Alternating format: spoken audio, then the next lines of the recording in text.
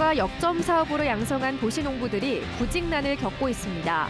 전문성은 부족한데 인건비는 비싸 농가에서 기피하고 있습니다. 미성년자 성착취 추적 보도. 오늘은 가해자들이 어떤 방식으로 아이들에게 접근해 성을 착취하는지 판결문을 통해 들여다봅니다. 단골인 척하며 차 견인비를 빌려 달아난 50대가 실형을 선고받았습니다. 이런 수법으로 16곳이 피해를 입었는데 애초에 자동차는 견인된 적도 없었습니다. 네, 시청자 여러분 안녕하십니까? 계속해서 MBC 뉴스투데이 충북입니다. 도시에 남는 인력을 일손이 부족한 농촌으로 보내는 도시농부 사업. 김영환 지사가 직접 구상한 충청북도의 역점 사업입니다. 자, 하지만 현장에서는 농가들의 호응이 부족해 힘들게 교육시켜 놓은 도시농부들이 정작 일을 나가지 못하는 경우가 많다고 합니다. 김대웅 기자의 보도입니다. 청주의 한 애호박 농가입니다. 도시농부들이 애호박을 포장하면 농장 주인이 수확합니다. 김영환 지사가 직접 구상해 올해 처음 도입한 도시농부 사업입니다. 도시에서 일자리를 찾는 사람이 농장에서 하루 4시간을 일하면 6만 원을 받습니다. 40%를 지자체가 내주고 나머지 60%만 농가가 냅니다. 이 농가는 도시농부 사업이 일손에 도움이 됐다고 말합니다. 지금 도시농부 하시는 분들이 더 경제적으로도 더 저희한테도 더 덜 부담이 되고, 그리고 이제 계속 오시는 분들이 오시니까 이제 하시는 것도 이제 더 숙달이 돼서. 하지만 이 사업에 불만을 가진 농가들도 적지 않습니다. 도시에서 은퇴한 사람들이 쉽게 할 수 없는 게 농사인데 오히려 농사를 망치는 경우가 있다는 겁니다. 이 농작물이라는 건 한번 이렇게 잘못 관리를 한다든가 우리가 시키는 대로 안 하면 이 농사를 망칠 수가 있다고 하는 농사를. 그러다 보니까 이제 그걸 꺼려하는 게 많은 거지. 4시간에 6만 원인 임금도 전문 인력보다 많은 편이어서 농촌의 인건비 상승을 부추기고 있다고 말합니다. 저희가 하루 종일 하시는 분도 11만 원이거든요. 8시간 일하고 12만 원 받아가는 거하고 똑같은 거잖아요. 임금을 부추기는 꼴밖에 더 되겠느냐. 사정이 이렇다 보니 도시 농부들도 불만이 적지 않습니다. 교육까지 받고 일을 기다리고 있는데 정작 불러주는 곳이 없기 때문입니다. 실제로 도시 농부를 3,000명 넘게 뽑아 16시간씩 교육을 했는데 한 번이라도 일을 나간 사람은 1,000명 남짓입니다. 수요 파악을 잘못해가지고 도시 농부를 많이 뽑아놓은 거잖아요. 그렇죠. 여기서 그냥 연락이 와야 저희는 겨우 한 건 하는 거고 바라만 보다 보는 거 아니에요. 천수덕처럼. 충청북도는 현장의 목소리를 듣고 개선 방향을 찾아가고 있다고 밝혔습니다. 도시농부가 어느 정도 이제 작업이 쌓이면서 숙련도가 쌓이면서 그분들에 대한 신뢰도가 늘어나면서 도시농부에 대해서 긍정적으로 보시는 분들도 늘어나고 있습니다. 김 지사는 직접 도시농부가 되어 일손 지원에 나서고 관련 부서에서 수시로 숫자를 보고받을 정도로 이 사업을 역점적으로 추진하고 있습니다. 이시종 전 지사도 지난 2016년 도시 인력을 농촌에 지원하는 생산적 일자리 사업을 전국 최초로 도입했지만 이런저런 문제가 생기자 1년 만에 일자리 봉사로 사업을 대폭 수정했습니다. MBC 뉴스 김대웅입니다. 4년여 만에 재발한 구제역이 열흘 넘게 추가 발생이 나오지 않으면서 구제역 종식 선언에 대한 기대감이 커지고 있습니다.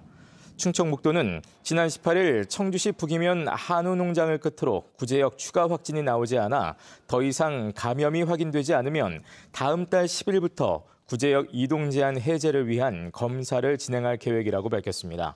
한편 우리나라에서 구제역이 발생한 것은 지난 2019년 1월 이후 4년 4개월 만으로 현재까지 충북에서는 소 1,500여 마리와 염소 60여 마리가 매몰 처분됐습니다.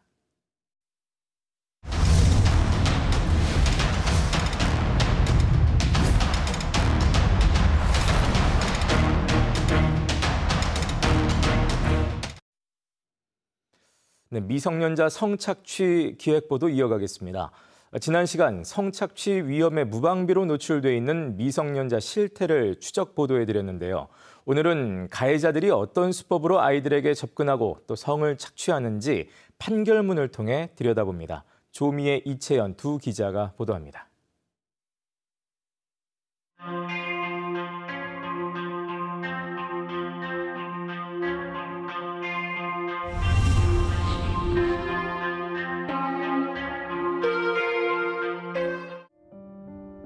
개인 오디오 방송 청취자였던 15살 소녀. 일명 BJ로 불리는 진행자가 방송 중 극단적 선택을 암시하자 걱정돼 연락을 하게 됐습니다. 만나서 놀자던 이 25살 남성. 모텔에서 소녀를 이틀간 데리고 있었습니다. 당시 15살 피해자에게 만나서 놀자고 제안한 뒤 3차례 성범죄를 저지르고 폭력을 휘두르기도 했습니다.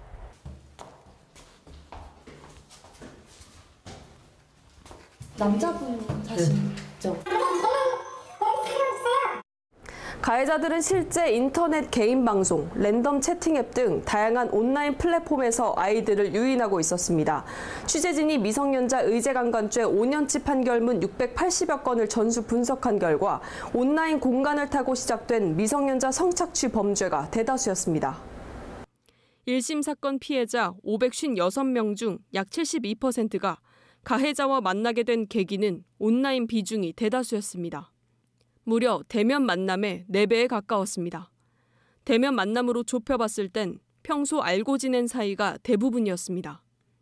특히 2020년 기소건까지는 온라인 비중이 대면의 평균 2.8배에 불과했지만 지난해와 지지난해는 4배 이상 껑충 뛰어올랐습니다. 코로나를 이제 경유하면서는 지금은 아예 초등학교 10살짜리들이 오거든요. 온라인 접근성이 굉장히 낮아진 거죠. 뭐 눈 뜨면은 이제 뭐 스마트폰 보고 또 모든 것들이 다 디지털 연결돼 있고. 취재진은 판결문을 분석하면서 아이들에게 거짓 애정을 속삭이는 가해자들의 말에 놀랐습니다. 교묘한 말로 아이들의 호감을 사고 정신적으로 길들여 성범죄를 저질렀습니다. 자신을 의과대학생이라고 속인 이 남성. 모바일 게임에서 알게 된 피해자들에게 메시지를 보내고 밥 한 번 사주겠다, 만나서 놀자며 친근감을 표시합니다. 초등학생에게 결혼할 사이다, 남편이 많이 사랑한다며 특별한 관계인 것처럼 속삭이고 둘만의 관계로 고립시킵니다. 그리고 나선 본색을 드러냅니다. 아기 가지는 연습을 하자, 이번에 성관계를 하면 다음에는 기다리겠다 등 성적인 대화들을 일삼기 시작합니다. 수사가 시작되자 피해자들에게 대화 내용을 삭제하고 부모님에게 알리지 말라며 통제하기도 했습니다. 이 남성은 이러한 수법으로 초등학생을 불러내 범행하려 했지만 버스 정류장에서 이 둘을 발견하고 수상하게 여긴 주민의 신고로 덜미가 잡혔습니다. 잡고 봤더니 다른 초등학생들에게도 이렇게 접근해 성범죄를 저지른 사실이 줄줄이 드러났습니다. 피해자들이 가지고 있는 욕구라든지 취약성이라든지 이런 거를 파악해서 접근을 하는 것이고 기술이 발달하게 되면서 그런 착취라든지 학대를 기록할 수 있고 그것이 또 역으로 아이들을 협박할 수 있는. 너와 나의 관계는 발설하지 말 것. 반말은 금지. 인생의 영순이가 나일 것. 주인님 말이 법. 자신을 주인으로 칭한 이 남성은 상담 앱에서 만난 13살 중학생에게 주종관계를 맺게 했습니다. 수차례 간음했고 폭행에 가학행위까지 저질렀습니다. 1년여 동안이나 이어진 끔찍한 고통. 피해자는 그 이후에도 후유증에 시달려야 했습니다. 애정에 대해서 결핍을 가지고 있는 상태에서 그렇게 따뜻하게 다가오는 것들에 대해서 굉장히 호감을 가져요. 그런 SNS에서의 지지는 정말 사랑으로 느껴질 겁니다. 생일이었는데 케이크를 받았어요. 날 진짜 좋아하나? 만나도 괜찮겠다. 좋은 사람이다. 이런 생각이 들었어요. 그때는 진짜 사랑인 줄 알았어요. 나이 차이가 많이 나도 이렇게 만나서 할 수 있는 거구나 라고 생각했고 사실 그 사람이 자꾸 그렇게 얘기했어요. 사랑을 하면 이걸 하는 거야 라고. 아이들을 성착취 대상으로 삼는 범행 자체가 극악무도하지만 이 상당수는 여기서 그치지 않았습니다. 다른 범죄와 동반해 2차, 3차 피해를 야기하는 미성년자 의제 강간죄. 그 실태를 이어서 보도합니다. 다음 소식입니다. 가게 근처에 세워둔 차가 견인됐다며 잠시 돈을 빌리는 것처럼 속여 여러 가게에서 돈을 가로챈 50대가 실형을 선고받았습니다. 단골 손님 행세를 하는 통에 주인들이 깜빡 속았는데요. 사기죄로 복역하다 출소한 지 한 달 만에 또다시 범행을 저질렀습니다. 김은초 기자가 보도합니다. 금은방에 한 남성이 들어와 주인에게 말을 겁니다. 귀금속을 사러 왔는데 근처에 주차했다 견인된 차 안에 지갑이 있으니 견인비를 빌려달라는 겁니다. 바로 돌아와 물건값에 보태서 갚겠다며 택시비까지 빌려갔습니다. 모두 20만 원을 받아간 50대 남성. 하루 종일 기다렸는데 안 돌아왔습니다. 저희 가게에 방문하기 위해서 왔는데 이제 견인이 됐다는 것처럼 얘기를 하니까 제가 죄송스럽잖아요. 물건을 사실 거니까 그거에서 이제 받을 수 있을 거라고 생각을 한 거죠. 그런데 이런 거짓말로 돈을 챙긴 게 처음이 아니었습니다. 다른 음식점과 과일 가게에서도 견인비를 빌려달라며 5만 원씩 받아갔습니다. 가게를 인수한 지 얼마 안 된 점주는 주변에 사는 단골이라는 말에 속았습니다. 저희 단골분인 줄 알았어요. 제가 바뀐 지 얼마 안 됐어갖고 그 아파트 단골분들이 저희가 좀 많으신 편이거든요. 과일 계산할 때 그때 주면 안 되겠냐고 그러시더라고요. 지난 2월까지 석 달 동안 이런 식으로 청주와 증평, 세종 일대에서 가게 16곳을 돌며 가로챈 돈이 모두 80만 원에 이릅니다. 미리 전화로 주문 예약까지 하면서 손님인 척 밑밥을 깔았습니다. 범인은 실제로 물건을 살 것처럼 미리 통화를 한 뒤에 가게로 찾아갔는데 대부분 가게 인근 공중전화로 전화를 걸었습니다. 잇따른 피해 신고에 결국 경찰에 덜미를 잡혔는데 애초에 자동차가 견인된 적도 돈을 갚을 생각도 없었습니다. 게다가 사기죄로 10개월 징역형을 살다 나온 뒤 한 달도 안 돼 다시 범행을 저지른 거였습니다. 이번에도 징역 10개월을 선고받은 남성은 반년 만에 다시 옥살이에 들어갔습니다. MBC 뉴스 김은초입니다.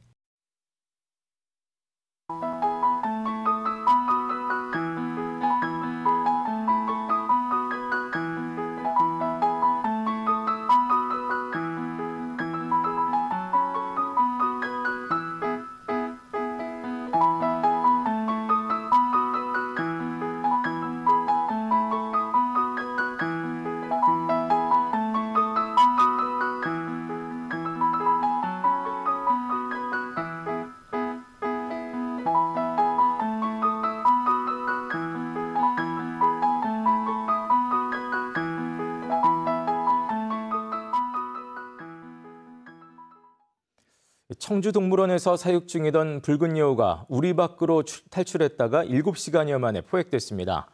탈출한 붉은 여우는 5년생 수컷으로 어제 오전 9시 반쯤 우리에서 탈출한 뒤 동물원 내부에 숨어 있다 오후 5시쯤 직원들에게 붙잡혔습니다. 하지만 동물원 측은 포획 과정에서 사고를 막기 위해 관람객 10여 명을 퇴장 조치하기도 했습니다.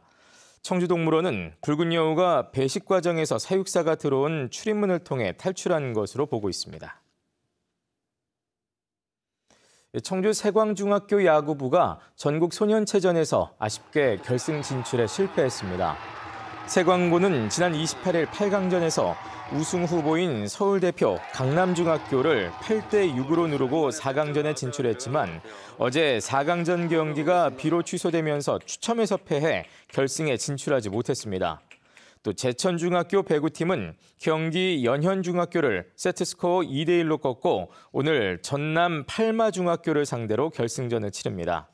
한편 이번 소년체전에서 충북은 현재 금메달 27, 은메달 36, 동메달 40개의 성적을 거두고 있습니다. 개교 100주년을 맞은 충북도 내 초중고등학교에 기념사업비가 지원됩니다. 충청북도 교육청은 박병천 도의원이 발의한 개교 100주년 기념사업 지원 조례안을 공포하고 내년부터 개교 100주년을 맞은 학교에 자료집 발간과 기념비 조성 등 기념사업 추진비를 학교당 2천만 원씩 지원하기로 했습니다. 한편 내년 개교 100주년을 맞는 학교는 청주 대성초등학교와 금가초등학교, 또 청주중과 청주고 등 모두 4개의 학교입니다. 올해 충북의 산불 피해 면적이 지난해보다 10배 이상 증가한 것으로 조사됐습니다. 산림청이 발표한 지역별 산불 발생 현황을 보면 올해 들어 최근까지 충북의 산불 피해 면적은 산림 127만 4,500제곱미터로 지난해 같은 기간보다 11.2배나 증가했습니다. 또 산불 발생 건수도 29건으로 지난해 18건보다 61%가 늘었습니다. 이에 대해 충청북도는 봄철 이상고온과 건조한 날씨 등의 영향으로 산불 피해가 커진 것으로 분석했습니다. 코로나19 시기 3년 동안 충북도 내 여행업체 수는 줄고 야영장은 늘어난 것으로 나타났습니다. 한국관광협회 중앙회가 발표한 전국 관광사업체 현황을 보면 올해 1분기 충북의 여행업체는 416개로 코로나19 유행 초기인 2020년 1분기보다 111개 업체가 줄었습니다. 반면 같은 기간 충북의 야영장은 168곳에서 247곳으로 79곳이 늘어 대조를 보였습니다. 충주에서 과수화상병이 추가로 확진돼 도내 감염 과수원이 모두 23곳으로 늘었습니다. 충청북도는 지난 28일 충주시 알림동 1곳과 동량면 2곳 등 사과농장 3곳에서 과수화상병 추가 양성 판정이 나왔다고 밝혔습니다. 이로써 지난 9일 처음 확인된 이후 충북의 과수화상병 피해 과수원은 충주와 제천, 진천 등 3개 시군 23곳으로 늘었습니다. 한편 과수화상병 확산에 따라 위기관리 단계도 주의에서 경계로 상향 조정됐습니다. 지난해 충북도 내 농가 소득은 줄고 농가 부채는 늘어난 것으로 나타났습니다. 통계청이 발표한 농가 및 어가 경제조사 결과를 보면 지난해 충북도 내 농가의 평균 소득은 4,157만 원으로 1년 전보다 8.9%인 402만 원이 감소했습니다. 이는 전국 평균 4,615만 원보다도 141만 원 이상 낮은 수치입니다. 같은 기간 농가 부채는 1,820만 원으로 5.5%인 94만 5천 원 늘어난 것으로 집계됐습니다. 충주 탄금공원에 충주 지역 농산물을 판매하는 공영 로컬푸드 매장이 문을 엽니다. 충주시는 10억 원을 들여 탄금공원 유휴시설에 로컬푸드 직매장을 설치하고 다음 달부터 지역에서 생산된 사과와 쌀, 꿀, 들기름 등의 농산물과 가공품 136개 품목을 판매할 계획입니다. 충주시는 또 이용객들의 편의를 위해 매장 주변에 편의점과 카페 개설도 준비하고 있습니다. 청주시 개신동 세터 어린이공원이 환경정비 사업을 마치고 새 단장했습니다. 청주시는 1억 원을 들여 배수에 문제가 있던 배드민턴장의 바닥을 철거하는 대신 어린이가 즐길 수 있는 구릉놀이터와 트램펄린 2개를 새로 설치하고 탄성 포장도 마쳤습니다. 또 낡은 데크를 교체하고 나무도 새로 심어 온 가족이 즐길 수 있는 공원으로 만들었습니다. 점심시간에 민원 업무를 중단하는 점심시간 휴무제를 도입하는 자치단체가 늘고 있습니다. 증평구는 공무원들의 휴식시간 보장과 업무 효율 제고를 위해 오는 7월부터 점심시간인 낮 12시부터 오후 1시까지 업무를 중단하는 점심시간 휴무제를 모든 부서에서 시행하기로 했습니다. 충북에서는 앞서 제천시와 단양, 괴산, 보은, 옥천, 영동군 등 6개 시군에서 점심시간 휴무제를 시행하고 있습니다. 올여름 비가 많이 올 것으로 예상되면서 청주시가 수해 예방을 위한 시설물 점검을 진행합니다. 청주시는 이에 따라 다음 달까지 하천 주변과 물놀이 장소, 댐과 저수지 등 모두 124곳에 설치된 재난경보시설을 모두 점검하기로 했습니다. 재난경보시설은 하천 수위나 시간당 강수량이 위험 기준을 넘어서면 주민들이 대피할 수 있도록 안내하는 장치입니다. 네, 뉴스를 마치겠습니다. 고맙습니다.